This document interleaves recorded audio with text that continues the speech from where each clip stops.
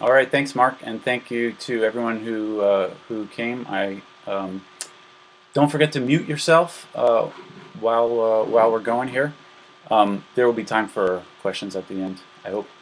And I hope there's no technical difficulties. I haven't done this. I'm sitting in my basement now in front of a white sheet, so I hope the sheet stays on the wall at least. Yeah, I want to talk about voting a little bit. Voting is a big deal, especially this week.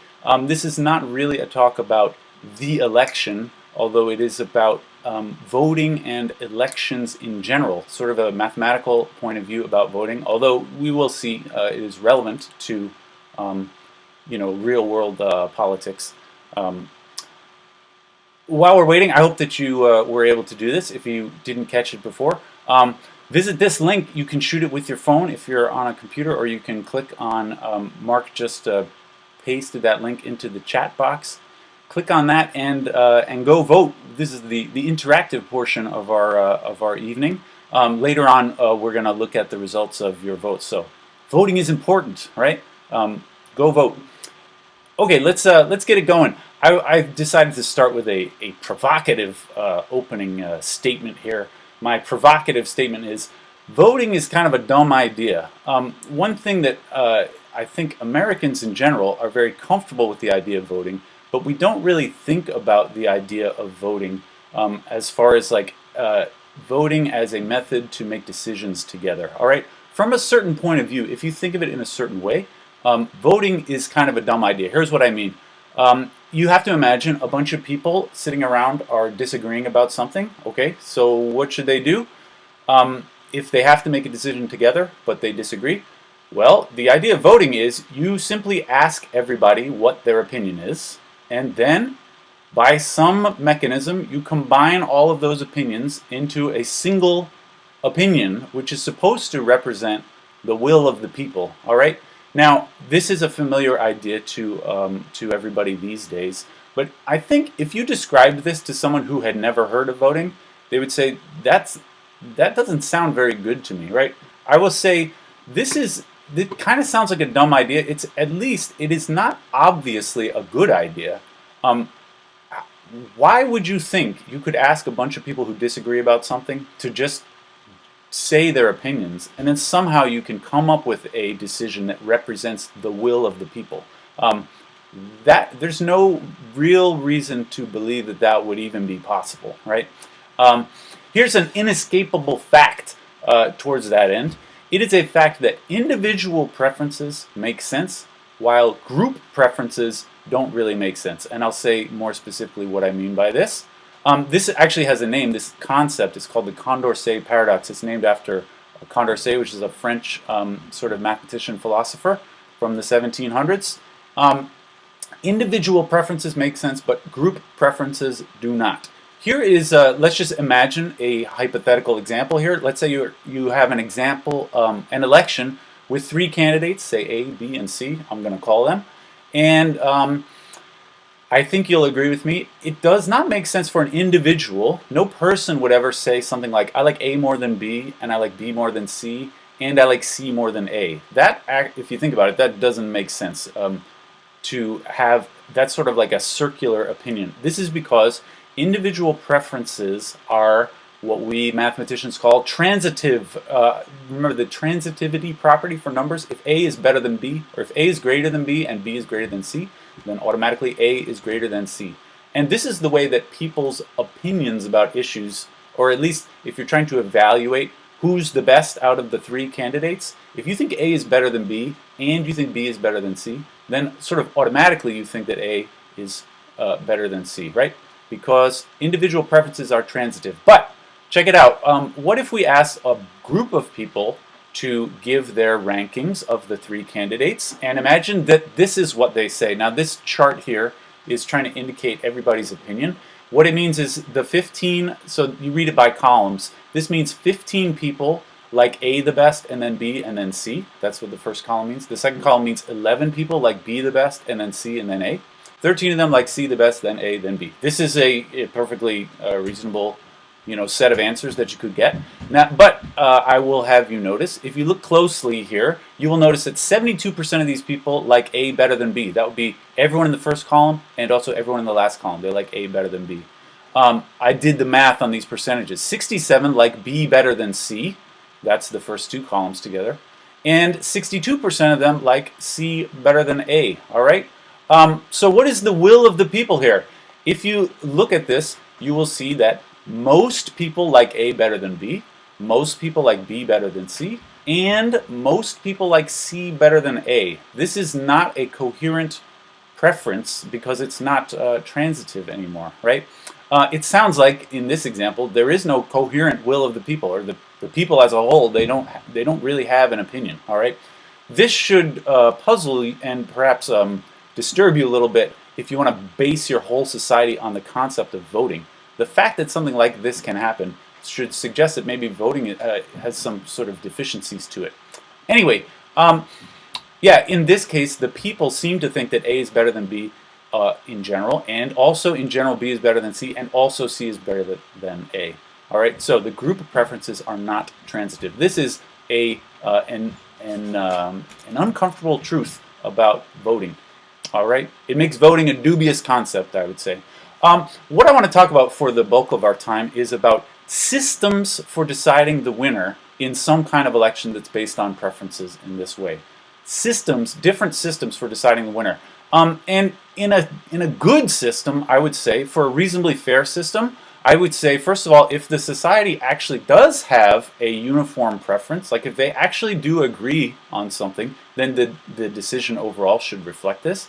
And also, the decision should not depend on irrelevant details of the preferences of the society. And I'm going to say more about that later on. Anyway, let's vote. I hope that you voted. If not, I'm going to give you another opportunity to do it now. Shoot that with your phone or click the links in the chat that Mark has posted if you haven't done it yet. It's important to vote, folks. Here's what the ballot looked like. I hope that you had a chance to vote. You were ranking your first choice, second choice, third choice, fourth, fifth, and sixth choice between these 6 options. Anybody recognize who these folks are? I hope you do. These are the main characters in the television program My Little Pony: Friendship is Magic, the hit cartoon. The 6 main characters. It's the main 6. You get it? They're ponies. The main 6. See that? Main. Because they're ponies. Anyway, I would like to try and just sort of add up all the votes in the obvious way and see who the winner is. All right? Now, if you think about this for a moment, I think you will agree with me when I say there isn't quite an obvious way to do this, right? Everybody's ballot consisted of 6 choices in a particular order, right? And there's, I don't know how many people are here, 40 people here. How are you going to combine 40 different sets of 6 choices in some order into some answer? Oh, what? How many is it? 76. Wow, 76. Okay. How are you going to add those ballots together? Everybody just gave you their rankings. I would say there isn't really an obvious way to combine them. Here comes 8 different systems that we could use, and I didn't make these up. These are different systems that various people have proposed on how could you possibly combine the results of some kind of preference-based elections like this. All right, let's do it. So number 1, there's going to be 8 of them. Number 1 is called the Borda count. This is also named after a French mathematician philosopher named Borda. The idea is everybody gets a certain amount of points. All right, so in the case of 3 candidates only, the standard Borda count works like this. If somebody voted you in the first position on their ballot, you get 3 points for that. If somebody put you in the second position, you get 2 points for that. If someone puts you in last position, you get 1 point for that, and then you just add up all the points across the entire election. All right, so here's a very quick example. If we had votes like this, this means 1 person put A at the top, then B, then C. 3 people put B, then C, then A, etc. You get points in the various positions like that. And how do you add up all the points? Well, you have to do a little bit of multiplying in this case. because, for instance, in the second column, 3 people put A last. That means A got 1 point from each of those 3 people. So that when you add the points up, you have to do a bunch of multiplying. This is the only multiplying in the whole talk, by the way. And I'm just going to breeze by it. So I did the math. I did the numbers here ahead of time. And if you add them all up, in this particular example, what you see there, C is the winner. They got 27 points, according to, this is called the Borda count. You just add up the points. C wins. All right? Actually, this you may recognize from Mario Kart. Mario Kart is a fun racing game. Here's an example. I took this picture myself from my own Nintendo console. After the race in Mario Kart, depending on what place you come in, you know, if you win or which position, there are 12 races at a time. Depending on which place you get a certain amount of points, and you do something like 4 races. And then you get the trophy at the end, whoever got the most points overall. All right. This is basically like the Borda count. You can see here the points starting from the bottom. They just go up 1, 2, 3, 4, 5. You get a little bonus in Mario Kart for coming in first. You get 15, and coming in second, you also get sort of a 1-point bonus. All right. I would just like to point out I took that picture myself, and you will notice in position 1 at the end of the race was me. Thank you very much. I was playing on the easiest difficulty, so not a huge achievement, but anyway. Okay, great. System number 2, I said I had 8 of them. That was the first one. System number 2 is called the plurality system. This is actually much cruder. It's simply whoever gets the most first place votes becomes the winner, all right? You don't care about any of the other rankings. You just look at the top position on everybody's ballot and you add those up. All the rankings except the first place are ignored. Now, if you're doing this in the real world, there's no reason to even ask anybody's opinions about anybody else. You just ask them, what's your first choice? And those are the only ones that matter. That's called the plurality system. And, okay, so here's the same example. Who wins in this case in the plurality system? You just look at the various first positions. A got 5 first place votes. That is 1 from the first column plus 4 from the last column. B got 3, C got 2, and so A is the winner using the plurality system. All right? This is typically how we do elections in the United States. When you vote, they don't ask you your preferences to rank the candidates. They only ask you who's your first choice, and you vote for your first choice. This is called the plurality system. All right? Number 3, this is a cute variation on the plurality system. It's called the anti-plurality system. Whoever gets the fewest last place votes is the winner. Plurality is whoever gets the most first place. This is whoever gets the fewest last place. That's called the anti-plurality system. Sort of philosophically, this will elect the least bad candidate rather than the most good candidate. You know, a lot of people say, like, in politics, you're always voting for the lesser of 2 evils or whatever. If you really think politics is a game about the lesser of evils, then you should probably use the anti-plurality system rather than the plurality system, because that's what it's based on. That's what it's measuring. So in this same old example, who wins? If I use anti-plurality, it will be C. Only one person thinks that C is the worst, and so they would win using the anti-plurality. So if we use plurality, we get A. If we use anti-plurality, we get C. All right. Here's a just quick, immediate question. You know, in the United States, we use the plurality system. Why don't we use the anti-plurality system? Is there some kind of political philosophy by which we are abiding, which cause us to use the plurality versus the anti-plurality? I think really there's no especially good reason. That's just sort of how we do it. Probably would it make a difference if we use anti-plurality instead of plurality? I don't know. Okay, number 4, instant runoff. This is an important one in the real world, the instant runoff system. The idea is you do several rounds. You don't actually make people vote again, but sort of mathematically when you're figuring out the answer, you do it in rounds. And in each round, we eliminate the one with the fewest first place votes. So, in my same old example again, what do? In the first round, you look at who has the fewest number of first place votes. It is C in this case. They have only 2 first place rankings. And so in the first round, C gets eliminated. And then you just do it again. So after you eliminate C, you just recount the ballots, ignoring the position of C. So you'll see that I sort of pushed up everybody. If you just erase C and then push everyone up so they fill in the gaps where the C's used to be. Now the ballots look like this between A's and B's. Now you can actually sort of simplify things. Really what we're looking at here is 7 people put A above B and 3 people put B above A. And now A wins the election. We eliminate B in the second round and A is the only one left, so A is the winner. This is the instant runoff system. And this method is actually used fairly common in the real world. It's used for elections in Australia and Ireland. And in the great state of Maine, they recently changed their system to use the instant runoff for their election. So when you go to Maine, if you live in Maine, you don't just vote for who you want to be the winner. They let you actually rank your choices and they figure out the answer in this way. In American politics, this is called ranked choice voting, or RCV. So if you want to read up on this, in the real world, in America, they call it ranked choice voting. Mathematicians generally don't like that term because all of these systems that I'm describing are ones in which you rank choices. The important thing that distinguishes the systems is how you get the answer, not how you write down the ballots. But anyway, it's called ranked choice voting in US politics. All right, I said I was going to do 8 different ones. Here's some simple variations on the instant runoff. Number 5 is called the Coombs method. Same as the instant runoff, but in each step you eliminate the one with the most last place rankings. Remember, the instant runoff, you eliminate the one with the fewest first place rankings, but you could do it the other way around. You eliminate the people with the most last place rankings. Here's another one. Number 6 is the Baldwin system. Same as the instant runoff, but you use the Borda scores, those same point system. You use that to determine who to eliminate in each step. All right? These, they sound kind of the same as each other.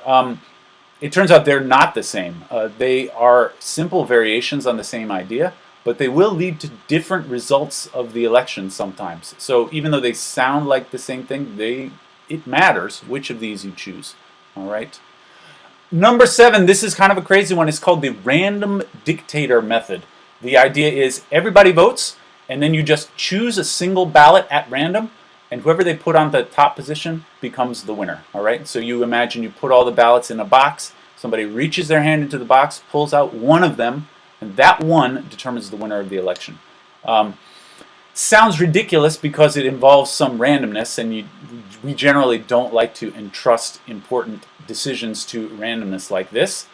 But from a mathematical point of view, this makes some kind of weird sense. It means that if a person has some percentage of support, then they will win the election with that same probability. Like if somebody is, if someone is supported by 75% of the population, when that guy reaches his hand into the box, he has a 75% chance of picking that person, which in some mathematical sense does seem appropriate, even though it seems kind of crazy to do it like that in the real world. This actually would be a good antidote to what they call the tyranny of the majority. This is something that the founding fathers cared a lot about. They wanted to avoid a situation where, say, 51% of the population feels a certain way, and if you just do plain votes every time, then that 51%, they will get their way every time, which doesn't seem so fair to the 49%. If you do it in this random way, actually that problem will evaporate. Even if you have 51% support, you're only going to win about 51% of the time, which from a certain point of view seems like a good system. It works pretty well if you're going to do a lot of elections over and over again, because then the probabilities will kind of even out in the long term. This is like in Mario Kart. Did you know actually the random dictator system is also used in Mario Kart? This comes up when you're playing with your friends or your grandmas online, or with random people on the internet. Before every race, you get to choose which track you want. And to avoid some kind of tyranny of the majority, they do this randomly. So you see the options there. In this example that I did, my options were Sweet Sweet Canyon, Excite Bike Arena, or Cheap Cheap Beach. Each person who's about to do the race chooses one of the options. And then you see everybody's choice, and then a little ding ding ding happens, and one of them is chosen at random. So in this case, the choice was Cheap Cheap Beach, even though only one person voted for it. Just by luck, that ended up being the track that we all had to race. So the random dictator system is alive and well in Mario Kart, at least. I won that race too, I had to tell you. This is playing against real people on the internet, and I managed to win. I was proud of that. I hope you were all proud of that too.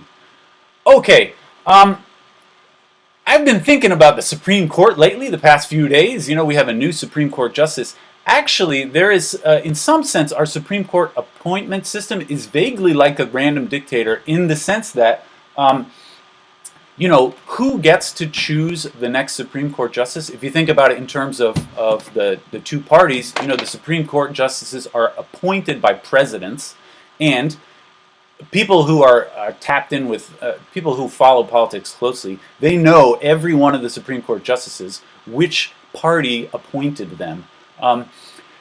Which party gets to appoint the next Supreme Court justice is, from a certain point of view, kind of random, because usually the justices stay in their position until they die, and then when they die, whoever happens to be the president at that moment gets to make the next appointment. All right, and so in this sense, it is sort of like some sort of random dictator.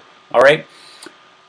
I would say this system, you know, ordinarily you might think this randomness would be absurd to use in the real world. I would say it's maybe not so crazy for a non-partisan body like the Supreme Court. The idea of the Supreme Court is that it shouldn't really matter exactly who appoints them because they are not political partisans. They are being appointed because of their qualifications to objectively judge the law. That's the idea, at least. Of course, that has become less and less true, especially over the past few decades. Anyway, that was my little hot take about that.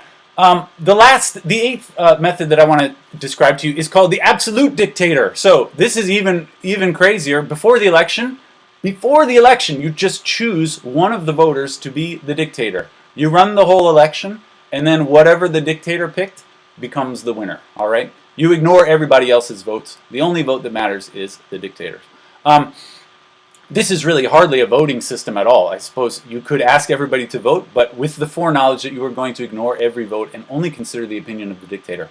Hardly a voting system at all, although mathematicians actually like to talk about this system, even though it is, in a sense, a stupid system or a system which is like barely even counts as a voting system. But it's a lot like, say, the number 0 is kind of a stupid number, or it, in some sense, doesn't represent anything. But it turns out, for mathematical reasons, that you need to consider 0 to be a number in order to have a deep understanding of numbers in general. And this dictator system is actually the same way. We're going to see this appear later on. All right, let's see the results. Can we go over? I hope that you've had a chance to vote. I'm going to switch over to the results. I hope this works. All right, so I am looking at my results here. So first of all, I'm going to look, if you shoot that QR code right there, you will be able to see this page too if you want to check it out. Anyway, here are the vote totals. It says we got 63 total votes, and what are the vote totals? Well, the only way to say it really is to just tell you what all the votes were. There's no very convenient way to display this. I wouldn't want to read through this whole list, but 4 people voted in this way, 1 person voted in this way. All right, I guess. Anyway, what if we use the plurality system? It says, here are the results using the plurality system. Pinkie Pie got the most votes according to the plurality system. So using the plurality, Pinkie Pie is the winner. What about anti-plurality? Turns out Rainbow Dash is the winner. Remember, that's the one where you look at the fewest number of last place votes. Rainbow Dash only got 5 votes in last place. All right, great. Pinkie Pie looks like also won the Borda count. Instant Runoff, also Pinkie Pie. It seems like people like Pinkie Pie quite a bit. I didn't know that about you all. The Coombs, Pinkie Pie. Wow, Pinkie Pie is doing great. The Baldwin, also Pinkie Pie. There's some systems on here that I didn't really talk about. The random dictator winner was also Pinkie Pie. This is amazing. I wasn't expecting them all to be so uniform in the decisions. The absolute dictator was Rainbow Dash. I was the absolute dictator. I like Rainbow Dash the best, and so Rainbow Dash wins with the absolute dictator. All right, those are the results. I guess we like Pinkie Pie pretty well, although Rainbow Dash won with the anti-plurality. To be honest, I was hoping to see a little bit more variety. In the real world, you can really get sort of wildly different results depending on which systems you used. All right, I'm back. Which method should we use then? If we have these different methods, and they're all more, not all of them, but a lot of them are more or less reasonable, then which of these methods should we use in the real world? That's what I want to talk about for the remainder of our time here. I would like to have a mathematical approach to this question. And what I mean by this is, first of all, we should make some specific definitions of different types of fairness that we care about. If you want the system to be fair, you got to say what counts as fair and what counts as not fair, and we should make some specific definitions. This is what mathematicians do. See which of these systems satisfy which of these definitions of fairness and prove it. We're not going to do the proofs in this, tonight, but this is what mathematicians do. And then also try to make some general statements about elections and voting systems in general and prove those statements. All right? So this is where we're going. First, let's talk about some criteria for judging fairness of the voting methods. I got two basic criteria, two basic categories of fairness to talk about tonight. Although there are many others that other people have considered, but just because we don't have much time. So the first category is based on preferences. The winner of the election ought to be, in some sense, preferred over the loser. So this is a very basic idea behind voting. The answer, the winner of the election, is supposed to be someone that the voters in general prefer more than the losers. All right? And then also based on honesty, the voters should have no incentive to vote dishonestly in order to game the system. The voters should just go to the ballot and write down what they truly feel. They shouldn't try to, or they shouldn't be able to work the system by somehow voting in some strange way. We'll talk more about that later on. All right, so I want to talk about some specific ways to measure these kinds of fairness. For these preferences one, I'm going to talk about two specific criteria. These are a formal attempt to define specifically the idea that the winner should be preferred over the losers. All right. So the first is called the unanimity criterion. This is very simple, very obvious. If everybody thinks that X is better than Y, then Y should not be the winner. This definitely is how elections are supposed to work. If it is unanimous that all the voters rank X above Y, then Y should not win the election. All right? This should be satisfied for any reasonable system, and it is satisfied by all the methods that I mentioned. In fact, even the dictatorial ones, if everybody thinks that X is better than Y, then also the dictator thinks that X is better than Y, and so Y will not be the winner. So it's satisfied by all 8 of those methods I talked about. This next one is a little more interesting, a little less obvious. It's called the Condorcet criterion, and this was discussed by that same guy, Condorcet, that I mentioned before. If some candidate wins in every pairwise comparison, then they should win the election. What I mean by that is if you compare the candidates as if they were just running one-on-one, ignoring any third candidate or any other people in the race, if you just were to compare them one-on-one, if there was some candidate which wins in all of those one-on-one matchups, then they should be the winner of the election overall. All right. Such a candidate would be preferred by a majority when compared individually to anybody else. This is called, we call them a Condorcet winner. Doesn't necessarily mean they win the election, but in a fair system, we feel like such a person should be the winner of the election. All right. This is a reasonable fairness criterion. This came up actually in a strange and exciting example. This was the presidential election between George W. Bush and Al Gore in 2000. Bush was the winner, as we all know. Al Gore was the vice president of Bill Clinton, and he lost the election. Here's how it went. I don't know if you remember this. The students probably don't remember this, but this was the Electoral College results in that year. The red ones are the Bush states, the blue ones are the Gore states, and Florida is purple. That's because on election night, Florida was too close to call. And when you added up all the other states, Bush had 246, Gore had 266, but Florida is worth 25. And so after election night was over, it became clear that whoever was going to win in Florida would become the next president. But the voting in Florida was too close to call immediately. And there were weeks of recounts and all kinds of shenanigans counting the votes. But eventually, they settled down on the official vote counts. Here they are. If you've never seen these numbers before, prepare to be amazed. It is absolutely amazing that this really happened in the real world. In the state of Florida, George Bush got this many votes, 2,912,790. Al Gore got this many, 2,912,253. So there was a little bit over 500 votes out of like 3 million votes that made the difference, out of 6 million votes that made up the difference between Bush and Gore. It was a very, very small margin of victory in the state of Florida. And there was another guy on the ballot, Ralph Nader, who got 97,000 votes. So the difference between Bush and Gore was far less than, you know, typically we say the other people on the ballot, they hardly get any votes, right? Hardly anybody voted for Nader, but those people who voted for Nader were far more than the difference between Bush and Gore. And then 40,000 votes were cast for somebody else who wasn't one of those three even, all right? Very, very close. What I want to bring to our attention here is Nader is typically described as sort of a far left politician.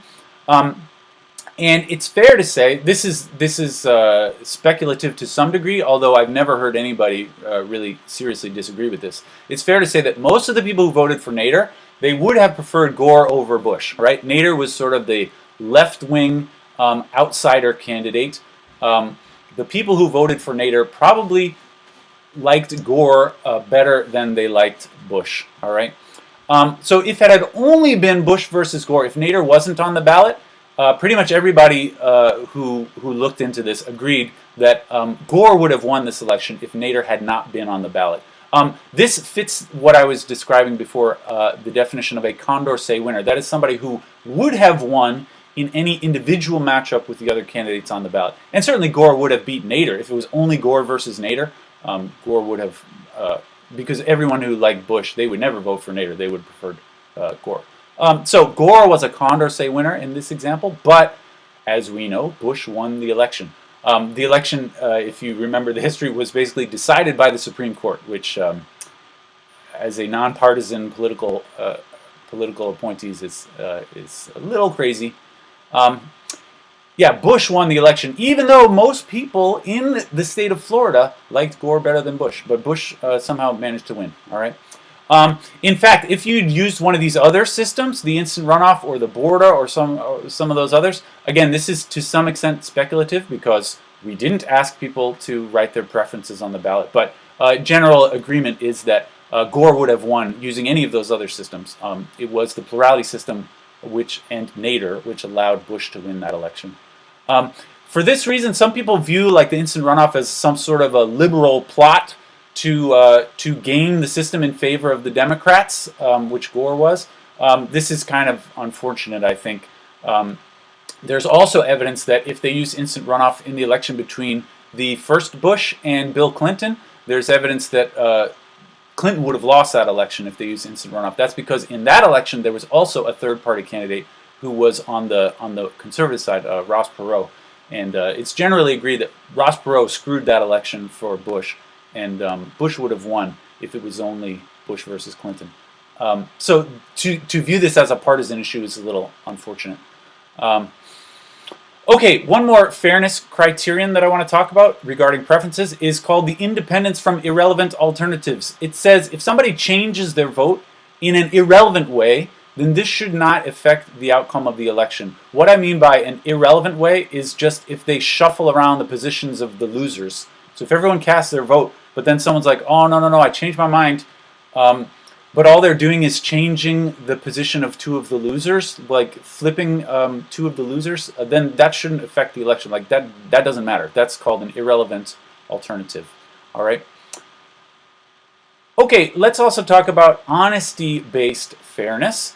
A voter should not have any incentive to vote dishonestly. What I mean by dishonestly is apart from their true preferences. So if the voters will get their own best outcome by voting for their true preferences, then the system is called strategy proof, and this is viewed as a good thing. What that means is if you're in a strategy proof system, it means when you go to vote, all you have to think about is what your true preferences are, and then you just vote what your preferences are.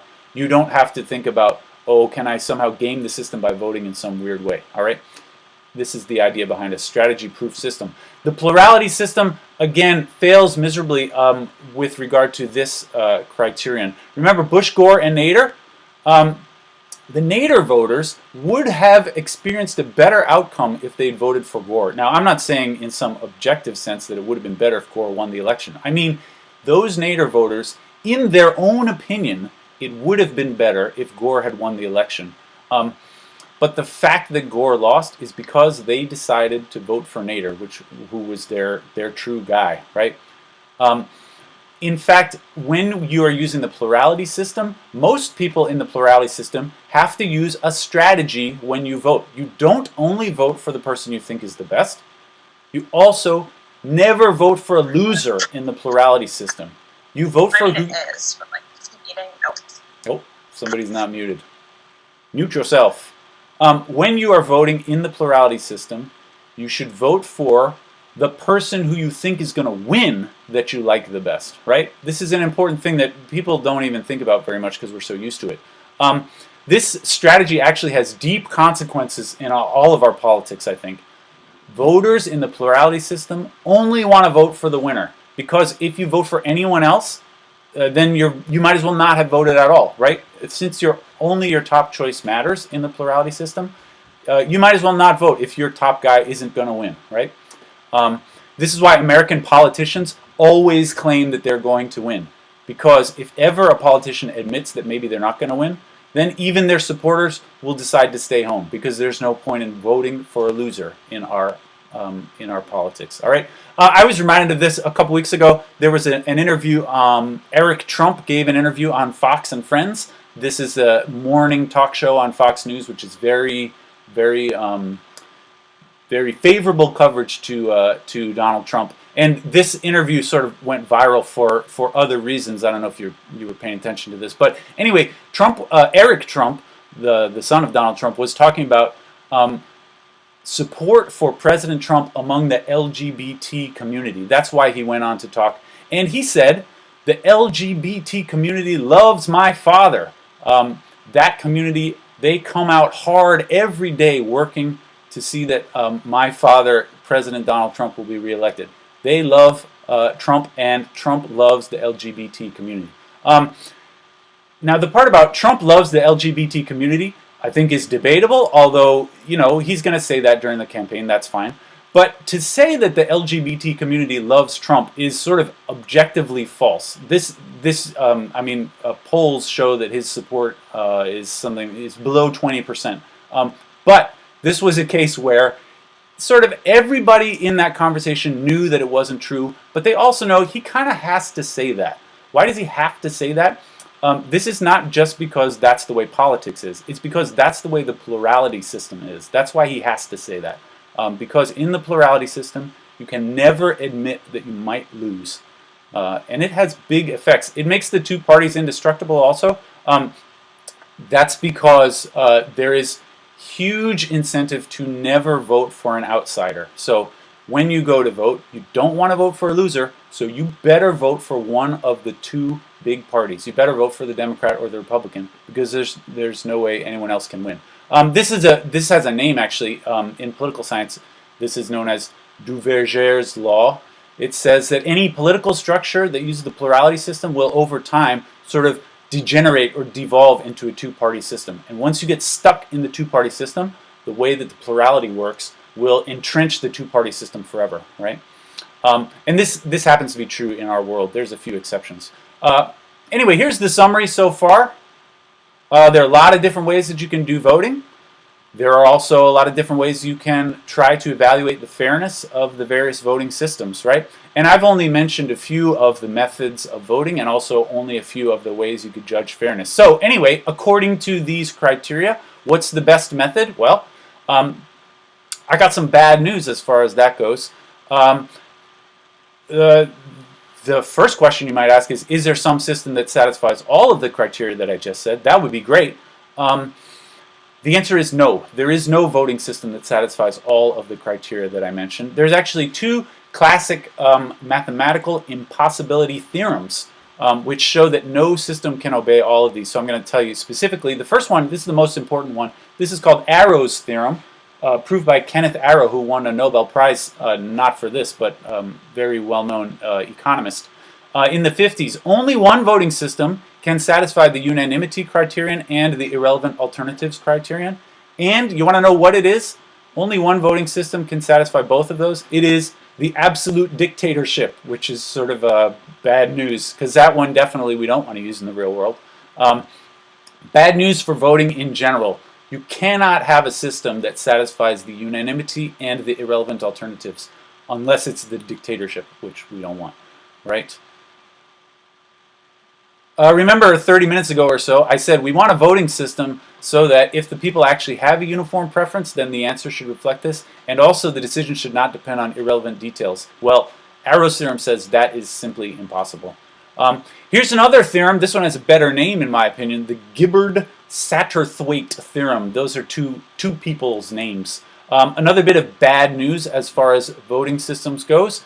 The Gibbard-Satterthwaite theorem says that no system is strategy proof, again, except absolute dictatorship. Here you can see like dictatorship sort of plays a similar role to like the number 0 in the mathematical theory of voting. It hangs around there. It's important, but it doesn't really indicate a reasonable voting system. No system is strategy proof except for absolute dictatorship. So the summary here of the bad news: no voting system can respect important preferences while at the same time disregarding irrelevant preferences. That's Arrow's theorem. And then also, voters in any reasonable system will always have an opportunity to game the system by voting in a way which is different from their true preferences. All right? And I want to say these are mathematical theorems, so I'm not telling you that no one yet has figured out the best system which can do these things. I'm saying actually it is logically impossible for a voting system. It is mathematically impossible for a voting system to satisfy all of these types of fairness. Unfortunately, so what are we supposed to do with this knowledge? It is a fact. The concept of perfectly fair voting is logically impossible. That you just have to get used to it. So what are we supposed to do then? Well, I myself personally am a believer in democracy in general, so I don't think we should abandon voting because of this.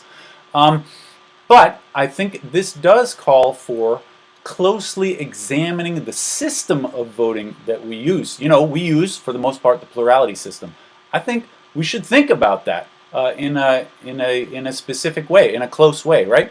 Should we continue to use the plurality system? This is a matter for debate, in my opinion. Lots of our political dysfunction, people like to blame on the primacy of the two parties, right? The fact that our system is dominated by the two parties, that causes a lot of problems for us. Most people just kind of shrug their shoulders. They see this as an unavoidable feature of democracy, but it is not an unavoidable feature of democracy. It is caused by our use of the plurality system. Now, the other systems are not perfect, but they may be better in some ways, all right? And the plurality system is self-perpetuating, like I said before. This reminded me, can I get a little philosophical at the end here? The United States has many self-perpetuating systemic problems. I've been hearing increasingly more about these in the past few years, although probably I should have known about them all along. People talk a lot about systemic racism these days, systemic sexism, other kind of systemic bias, right? These are big systemic problems. I wonder, is our flawed voting system as damaging to our society as these other systems of injustice? I think the only sensible answer is absolutely not. I would say, I don't think the plurality system is great, although as far as systemic injustice goes, this is not really at the same level as these other kinds of serious problems in our society. I would say, we have systems that hurt the poor, the immigrant, the sick, the imprisoned. Would you let me be a little poetic here? These systems are like clanging cymbals of injustice in our society. I would say a bad voting system is more like a buzzing refrigerator. Kind of in the background, not so bad, you might not even notice it until someone brings it to your attention. But when it is brought to your attention, it'll annoy you forever. So here's my cute conclusion here. No voting system is perfect. The plurality system is kind of bad in a lot of ways. Now you know this, and I hope that it annoys you forever. Thanks. That's the end.